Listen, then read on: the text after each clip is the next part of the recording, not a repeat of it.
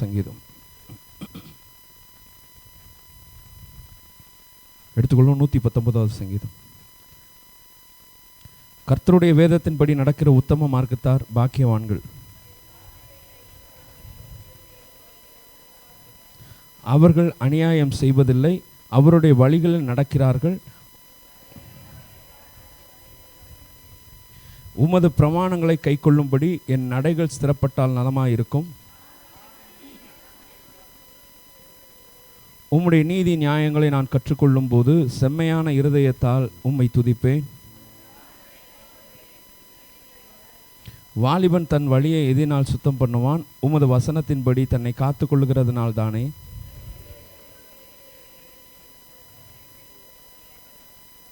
நான் உமக்கு விரோதமாய் பாவம் செய்யாதபடிக்கு உமது வாக்கை என் இருதயத்தில் வைத்தேன். உம்முடைய வாக்கின் நியாய தீர்ப்புகளை எல்லாம் என் உதடுகளால் விவரித்திருக்கிறேன். உமது கட்டளைகளை தியானித்து உமது வழிகளை கண்ணோக்குகிறேன். உமது அடியேனுக்கு அனுகூலமாயிரும், அப்பொழுது நான் பிழைத்து உமது வசனத்தை கைக்கொள்ளுவேன். பூமியிலே நான் பரதேசி, உமது கற்பனைகளை எனக்கு மறையாதேயும். உமது கற்பனைகளை விட்டு வழி விலகின சபிக்கப்பட்ட அகங்காரிகளை நீர் கடிந்து கொள்ளுகிறீர். பிரபுக்களும் உட்கார்ந்து எனக்கு விரோதமாய் பேசிக் கொள்ளுகிறார்கள், உமது அடியேனோ உமது பிரமாணங்களை தியானிக்கிறேன். அல்லேலூயா. நாம் உட்கார்ந்து கொள்வோம். வேதத்தில் இந்த சங்கீதம் பெரிய சங்கீதம். வேதத்தில் உள்ள அதிகாரங்கள்லேயும் இதுதான் பெரிய அதிகாரம் உள்ள சங்கீதமாக இருக்கிறது. இதில் மொத்தம் 176 வசனங்கள் இருக்கிறது. ஸோ ஏன்னு சொல்ல முடியுமா? 176 சங்கீதங்கள் இருக்கிறது. அந்த ஃபஸ்ட்டு வசனத்தில் மேலே ஒரு எழுத்து போட்டிருக்கல, என்ன போட்டிருக்கு? ஆலஃப். ஆலஃப் அப்படின்னா ஹீப்ரூவில், நம்ம தமிழில் உயிரெழுத்துக்கள் என்னது? முதல் எழுத்து ஆ. அது மாதிரி ஆலஃப்ங்கிறது எபிரேய பாஷையில் முதல் எழுத்து.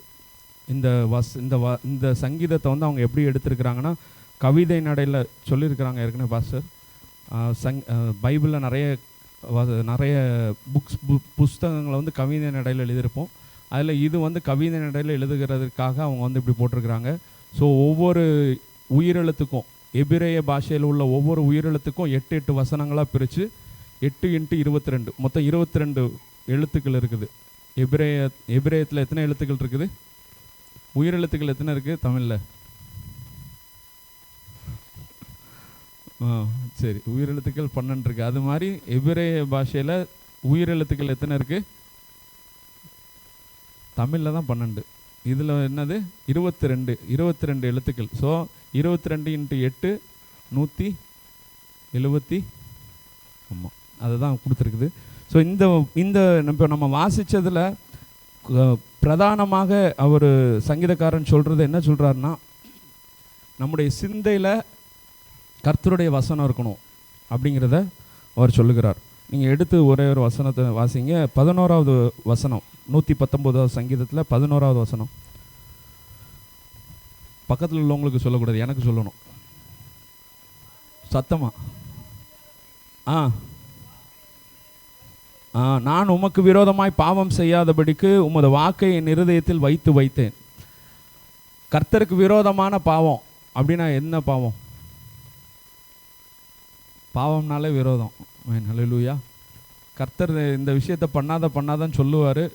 பல தடவை சொல்லியும் திருப்பி போய் பண்ணுறது. அல்லேலூயா, அல்லேலூயா. சரி, பாவம் எங்கேருந்து தொடங்குது?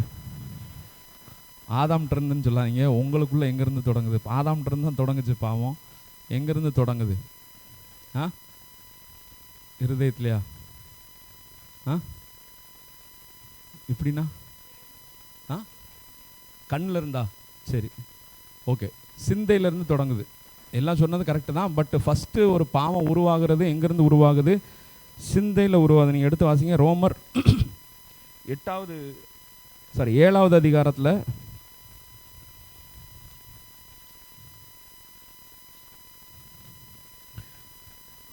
8வது வசனம் வாசிங்க. பாவமானது கற்பனையினாலே சமயம் பெற்று சகலவித இச்சைகளையும் என்னில் நடப்பித்தது. நியாயப்பிரமாணம் இல்லாவிட்டால் செத்ததா இருக்குமே. சரி, பாவம் இங்கே சமயம் பெறுகிறது, கற்பனையில் சமயம் பெறுகிறது. கற்பனை, நீங்கள் இன்னொரு வசனத்தை எடுத்து வாசிங்க. 8வது அதிகாரத்தில் 7வது வசனம், 6வது வசனம். ஆவியின் சிந்தையே ஜீவனும் சமாதானமும். அடுத்த வசனம் எப்படி என்றால், சரி பாருங்க, மாம்ச சிந்தை தேவனுக்கு விரோதமான பகை. இங்கே தேவனுக்கு விரோதமாக பாவம் செய்யாதபடிக்கு அப்படின்னு சொல்றாரு. இங்கே மாம்ச சிந்தை தேவனுக்கு விரோதமான பகையா? என்னது? பகையா? பகை, தேவனுக்கு விரோதமான பகை அப்படின்னு சொல்லப்பட்டிருக்குது. இப்போ நம்ம பாவத்தினால நிறைந்திருக்கிறோமா? எப்படி நிறைந்திருக்கிறோம்? நம்ம உலக பிரகாரமாக நம்முடைய சிந்தனையில் எது அதிகமாக மேலோங்கி நிற்குது? பாவம் தான். அடுத்தவனை மூட்டி கொடுக்கறது, அழிஞ்சு போகணும்னு நினைக்கிறது, இல்லை பெருமைப்படுறது, நம்ம அழகை குறித்து மேன்மை பாராட்டுறது, நம்முடைய சொத்தை குறித்து மேன்மை பாராட்டுறது, இந்த மாதிரி நிறைய காரியங்களால் தான் நம்ம இது பண்ணிட்டுருக்கோம். இதுலேருந்து எப்படி வெளியில் வரணும்? எப்படி வெளியில் வரலாம் அப்படின்னா ஒரே ஒரு கான்செப்ட் தான். நம்முடைய சிந்தனை எதனால் நிரம்பி இருக்கிறதோ அதன்படி நம்முடைய செய்கை நிரம்பி இருக்கும். எப்படி? நம்முடைய சிந்தனை எதனால் நிரம்பி இருக்கிறதோ நம்முடைய செய்கை அதுவாக தான் இருக்கும். அப்போது நம்ம எல்லாத்தையும் கரெக்ட் பண்ணணும்னா ஜெபம் பண்ணால் மட்டும் பத்தாது, நம்முடைய சிந்தையை நம்ம கரெக்ட் பண்ணணும். என்ன பண்ணணும்? சிந்தையை கரெக்ட் பண்ணணும். சிந்தையில் தான் எண்ணங்கள் தோன்றுகிறது. பாவம் சிந்தையில் சமயம் பெற்று, இருதயத்தில் சமயம் பெற்று அது இச்சைகளை நடப்பிக்குது அப்படின்னு சொல்லி வேதம் சொல்லுகிறது. அப்போது ஒரு கர்த்தருக்கு விரோதமாக பாவம் செய்யாதபடிக்கு அவருடைய வசனத்தை என் இருதயத்தில் வைத்தேன் அப்படின்னு சொல்லி சங்கீதக்காரன் சொல்லுகிறார். நம்முடைய இருதயத்தில், நம்முடைய சிந்தையில் நாம் பாவத்தை குறித்து அதிகமாக யோசிச்சுட்டு இருந்தோம், அந்த உலக காரியங்களை குறித்து நாம் அதிகமாக யோசித்து கொண்டு இருந்தோம்னா நம்ம என்ன பண்ணிகிட்டு இருப்போம்? ஆட்டோமேட்டிக்காக என்ன பண்ணுவோம்? பாவம் தான் செய்வோம். அது நமக்கு தெரிஞ்சோ தெரியாமலையோ என்ன நடந்துட்டுருக்கும்? சொல்லுங்களேன். பாவம் தான் நடந்துட்டுருக்கும். அப்போது கர்த்தருடைய வசனத்தை நம்முடைய சிந்தையில் வைக்கும் பொழுது அந்த வசனம் என்ன பண்ணணும்? நீங்கள் எடுத்து அதை 119வது சங்கீதத்தில் 9வது வசனத்தை வாசிங்க.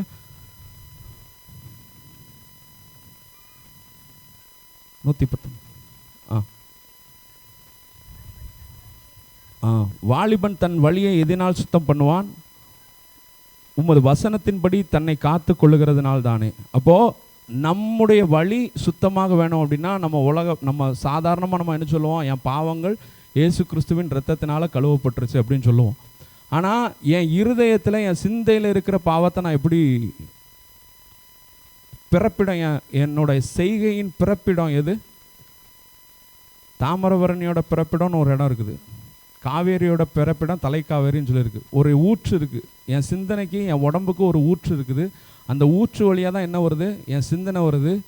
நான் ஒருத்தட்ட பணம் வாங்கினேன்னா அதை கொடுக்கக்கூடாதுங்கிறது என்னோட ஜெனட்டிக்கு. நான் பொய் சொல்லுவேங்கிறது என்னோட என்னது ஜெனட்டிக்கு, என் பரம்பரையிலேருந்து வர்றது. அது ஒருத்தவங்கள்ட்ட ஒரு காரியம் வாங்கினோன்னு வைங்களேன், இந்த பணம் கொடுக்கறதுக்கு கை என்ன வரவே வராது. சர்ச்சில் என்ன பேசுவோம்? சர்ச்சில் பரிசுத்தவான் மாதிரி பேசுவோம். நம்ம நடக்கைகள்லாம் சர்ச்சில் ஒரு விதமாக இருக்கும், உலக பிரகாரமாக போகும்போது எப்படி இருக்கும்? வேறு விதமாக இருக்கும். புரியுது? எத்தனை பேருக்கு புரியுது நான் சொல்கிறது? புரியாதவங்களுக்கு மறுபடியும் சொல்கிறேன். சர்ச்சில் நம்ம நடிப்போம், உலகத்தில் தான் என்ன பண்ணுவோம்? நம்மளோட ஒரிஜினல் முகத்தை காட்டுவோம், நான் உட்பட. சர்ச்சில் நான் நல்லா நடிப்பேன், நல்ல மாதிரி, அப்படி இருக்க மாதிரி இப்படி இருக்க மாதிரி நடிப்பேன். ஆனால் நான் வெளில போனால் தான், என் பிஸ்னஸ் போனால் தான் தெரியும், இல்லை என் ஃப்ரெண்ட்ஸ்கிட்ட கேட்டால் தான் என்னுடைய வாழ்க்கை, என்னுடைய அந்தரங்க வாழ்க்கை எல்லாமே தெரியும். நான் தான் சொல்கிறேன், நம்ம வாரி இறைக்கணும். நம்ம என்ன பண்ணணும்? பணம் கொடுக்கறதுக்கு பிசினித்தனம் பண்ணக்கூடாது. வாங்கின பணத்தை கொடுக்கணுன்னா அதை என்ன பண்ணிடணும்?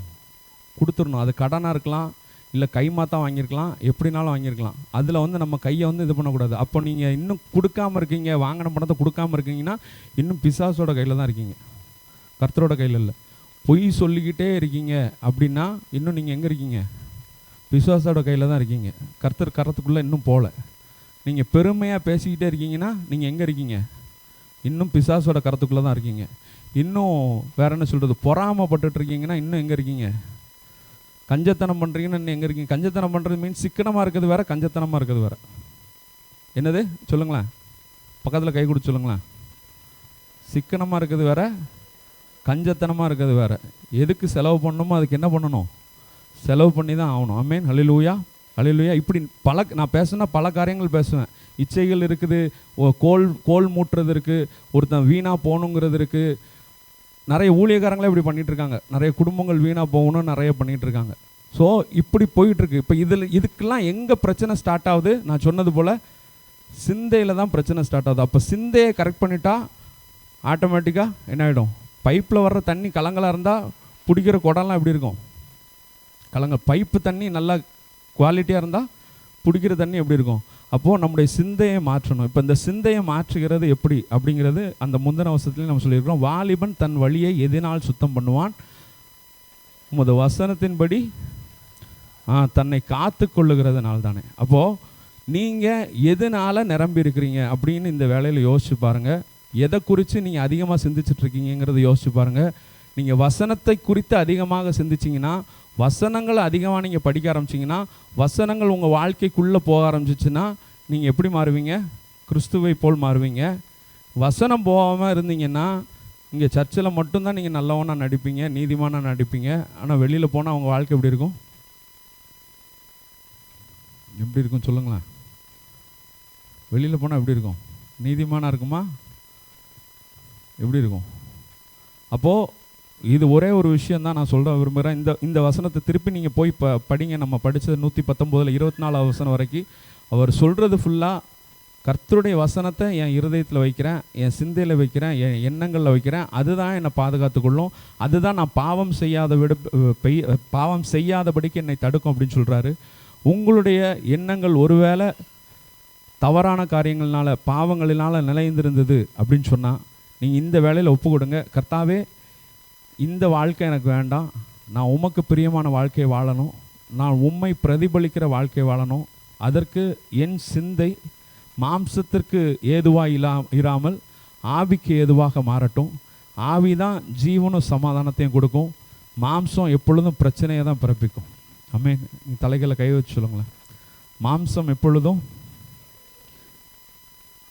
மரணத்தை தான் பிறப்பிக்கும், ஆனால் ஆவியோ ஜீவனையும் சமாதானத்தையும் பிறப்பிக்கும்.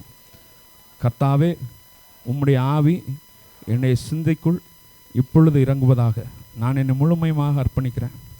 எங்கள் அன்பின் பரலோக பிதாவே, அர்ப்பணித்த ஒவ்வொருவருக்காக வருகிறோம். கர்த்தாவே, எங்களுடைய சிந்தை உமக்கு நேராய் திரும்பட்டும். ஒருவேளை இவ்வளோ நாள் ஆண்டவரே இந்த உலக காரியங்களுக்காக நாங்கள் அநேகமாக செலவழித்திருக்கலாம். இந்த உலக காரியங்களை குறித்து, எங்கள் பணத்தை குறித்து, எங்களுடைய சொந்தங்களை குறித்து, எங்களுடைய சொத்தை குறித்து, எங்களுடைய அழகை குறித்து, எங்களுடைய பெருமையை குறித்து, எதை குறித்தோ நாங்கள் மேன்மை பாராட்டி கொண்டு இருந்திருக்கலாம். ஆனால் இன்று நாங்கள் ஒப்பு கொடுக்குறோம் தகப்பனே. கர்த்தாவே, எங்களுடைய சிந்தை உமக்கு நேராய் மாறட்டும், வசனங்களினால் நிரம்பட்டும். வாலிபன் தன் வழியை வசனத்தினால் சுத்தம் பண்ணுவான் என்று வேத வசனம் சொல்லுகிறது. ஆமென். உம்முடைய வசனம் எங்களுடைய கால்களுக்கு தீபமும் பாதைக்கு வெளிச்சமாக மாறட்டும் தகப்பனே. கர்த்தாவே, எங்களை நாங்கள் முழுமையாக அர்ப்பணிக்கிறோம். எங்களுடைய வாழ்க்கை அப்பா இப்படி அழிவுக்கு நேராக செல்லாதபடி அப்பா நித்திய ஜீவனுக்கு நேராக செல்லட்டும். நாங்கள் மாத்திரம் நித்திய ஜீவனுக்கு செல்கிறவர்களாக அல்ல அப்பா, எங்களை சார்ந்திருக்கிறவர்கள், எங்களுக்கு கூட இருக்கிறவர்கள், இனி வரப்போகிற நாட்களில் எங்களோடு சேரப்போகிறவர்கள் எல்லாரையும் ஆண்டவரை நாங்கள் நித்திய ஜீவனுக்கு நேராக கூட்டி செல்லும்படியாக கர்த்தர் நீ எங்களை வழி நடத்துவீராக. எல்லா துதிகன மகிமையெல்லாம் உமக்கே செலுத்துகிறோம். மீட்பர் இயேசுவின் மூலம் கேட்கிறோம் நல்ல பிதாவே, ஆமென். அப்பா, எங்கள் சபைக்காக வருகிறோம். எங்களுடைய சபையில் அநேக ஊழியங்கள் ஆண்டவர் இன்னும் எழும்ப கர்த்தர் கிருபை செய்யுங்க. அப்பா, ஊழியங்கள் நடந்து கர்த்தாவே இன்னும் சகல ஜனங்களுக்கு நாங்கள் சுவிசேஷத்தை அறிவிக்கும்படியான கிருபைகளை கொடுங்க. சபைக்கு தேவைகள் அநேகமாக இருக்கிறது, குறிப்பாக அப்போ அந்த வேன் தேவைகள் இருக்கிறது தகப்பனே. கர்த்தாவே, அதை உமது கரத்தில் வைக்கிறோம். கர்த்தர் ஆண்டவரே நீர் எங்களுக்கு அப்பா மிகச்சரியான வாகனத்தை ஏற்படுத்தி கொடுப்பீர் என்று நாங்கள் விசுவாசிக்கிறோம் தகப்பனே. அப்போ வருகிற நாட்கள் நடக்க இருக்கிற அந்த கிறிஸ்மஸ் ப்ரோக்ராம்ஸ் எல்லாத்துக்காக ஒரு ஆண்டவரே, எல்லாவற்றுக்கும் அநேக தேவைகள் இருக்கிறது. அந்த தேவைகள் எங்கள் சபையாரின் மூலமாக சந்திக்கப்பட கர்த்தர் கிருபை செய்யுங்க. வருகிற நாட்களில் அப்பா ஸ்தோத்திரம், நிறைய பேருக்கு அப்பா கொடுக்கிறவர்களாக, மற்றவர்களை உயர்த்துவர்களாக நாங்கள் மாற கர்த்தர் கிருபை செய்யுங்க. எங்கள் பாஸ்டருக்காக வருகிறோம், பாஸ்டர் அம்மாக்காக வருகிறோம் அப்பா. அவங்களுடைய உடல் நல சுகத்திற்காக வருகிறோம் அப்பா. அவங்கள ஆசீர்வதிங்க. இதுவரை கர்த்தர் நீர் ஆரோக்கியத்தை கொடுத்துருக்கிறீங்க. ஆமென் ஸ்தோத்திரம். இன்னும் ஆரோக்கியத்தை கொடுத்து அப்பா உமக்காய் ஓட கர்த்தர் கிருபை செய்யுங்கப்பா. எல்லாவற்றுக்கும் மேலாக எங்கள் சபையின் குடும்பங்கள் எல்லாவற்றையும் கர்த்தாவே உமது கரத்தில் ஒப்பு கொடுக்குறோம். குடும்பத்தில் சமாதானம் நிலைக்கட்டும், சந்தோஷம் நிலைக்கட்டும், நிம்மதி நிலைக்கட்டும். கர்த்தராக இயேசு கிறிஸ்து தருகிற முதல் ஆசீர்வாதம் அது சந்தோஷம், சமாதானம், நிம்மதி, ரட்சிப்பப்பா. அது எங்கள் குடும்பத்தில் நிலைத்திருக்க கர்த்தர் கிருபை செய்யுங்க. மீட்பர் இயேசுவின் மூலம் கேட்கிறோம் நல்ல பிதாவே, ஆமென்.